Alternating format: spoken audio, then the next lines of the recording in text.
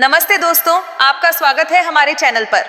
आज हम आपके लिए लेकर आए हैं जीवित पुत्रिका व्रत कथा, एक बिल्कुल नई और पौराणिक कथा। ये व्रत माँ अपने बच्चों की लंबी उम्र, अच्छी सेहत और खुशहाली के लिए रखती हैं। ये कहानी भक्ति, दया और ममता से भरी है जो आपके दिल को छू जाएगी। तो चलिए बिना देर किए शुरू करते हैं ये पवित्र कथा, जो भगवान जीमूत वाहन और भगवान शिव की महिमा से सजी है। पुराने समय की बात है, जब सत्ययुग में धरती पर सच्चाई और धर्म का बोलबाला था। उस समय हिमवंत नाम के एक खूबसूरत देश में एक बहुत ही नेक और भक्त राजा रहते थे, जिनका नाम था धर्मपाल। धर्मपाल अपनी प्रजा को अपने परिवार की तरह प्यार करते थे। उनके राज्य में हर कोई सुखी था और चारों तरफ शांति थी। लेकिन एक दिन उनके राज्य के पास के एक पहाड़ी जंगल में एक बड़ी मुसीबत आ खड़ी हुई। उस जंगल में एक राक्षस रहता था, जिसका नाम था कालरक्ष। ये राक्षस बहुत डरावना था। उसकी आंखें आग की तरह जलती थीं और उसकी आवाज से पेड़ पौधे कांप उठते थे। कालरक्ष ने गांव वालों को धमकी दी, हर महीने की अमावस को मुझे एक छोटा बच्चा भेंट में चाहिए। अगर तुमने ऐसा नहीं किया तो मैं तुम्हारे गांव को उजाड़ दूंगा। ये सुनकर गांव के लोग डर से सहम गए। माँ ने अपने बच्चों को घर में छिपाने लगी और हर तरफ डर का माहौल बन गया। जब ये बात राजा धर्मपाल को पता चली तो उनका दिल दुख से भर गया। उन्होंने अपनी सभा में कहा, मेरी प्रजा, अब तुम्हें डरने की जरूरत नहीं। मैं खुद इस राक्षस से मिलकर इस मुसीबत को खत्म करूंगा। कोई माँ अपने बच्चे को नहीं खोएगी। अमावस की रात थी। आसमान में चांद गायब था और जंगल में चारों तरफ अंधेरा छाया था।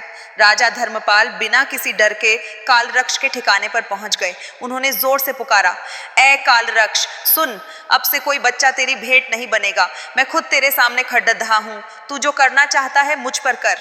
कालरक्ष ने अपनी भयानक हंसी हंसा और कहा, अरे राजा, तू इतनी हिम्मत कहाँ से लाया? तू अपनी प्रजा के लिए अपनी जान देने को तैयार है? चल, आज मैं तेरी हिम्मत देखता हूँ। इतना कहकर कालरक्ष ने अपने विशाल पंजों से धर्मपाल को पकड़ दी गया लिया और उन्हें हवा में उठा लिया। लेकिन धर्मपाल के चेहरे पर डर का नाम नहीं था। वो बस भगवान शिव का नाम जप रहे थे, ओम नमः शिवाय, ओम नमः शिवाय। धर्मपाल की सच्ची भक्ति और प्रजा के लिए उनके बलिदान को देखकर कैलाश से खुद भगवान शिव प्रकट हो गए। उनके माथे पर चंद्रमा चमक रहा था और उनके हाथ में त्रिशूल दमक रहा था। चारों तरफ एक दिव्य रोशनी फैल गई। भगवान शिव ने कालरक्ष को डांटते हुए कहा, कालरक्ष, तूने बहुत अत्याचार किया। इस राजा की भक्ति और प्रजा के लिए प्यार ने मुझे प्रसन्न कर दिया। अब तू अपनी ये बुराई छोड़ दे। कालरक्ष डर के मारे कांपने लगा।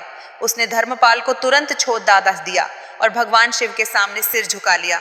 उसने कहा, हे महादेव, मुझे माफ कर दो। मैं अपनी गलती समझ गया। अब मैं किसी को दुख नहीं दूंगा। उसने प्रजा से भी माफी मांगी और वादा किया कि वो अब कभी किसी बच्चे को नुकसान नहीं पहुंचाएगा। भगवान शिव ने धर्मपाल को आशीर्वाद दिया, हे धर्मपाल, तेरी भक्ति की वजह से आज से जो भी माँ अपने बच्चे की रक्षा के लिए जीवित पुत्रिका व्रत करेगी, उसके बच्चे पर कोई मुसीबत नहीं आएगी।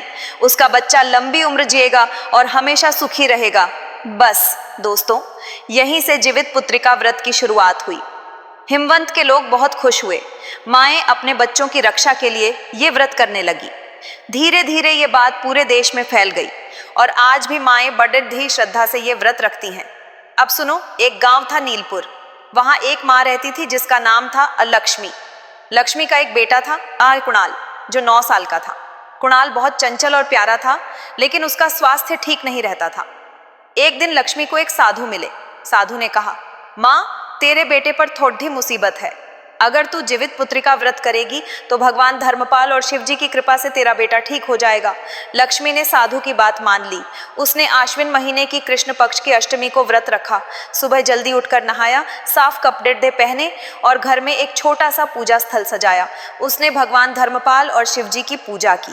फल, मिठाई, फूल और बेलपत्र चढ़ाए। पूरे दिन उसने बिना पानी पिए व्रत रखा और शाम को ये कथा सुनी।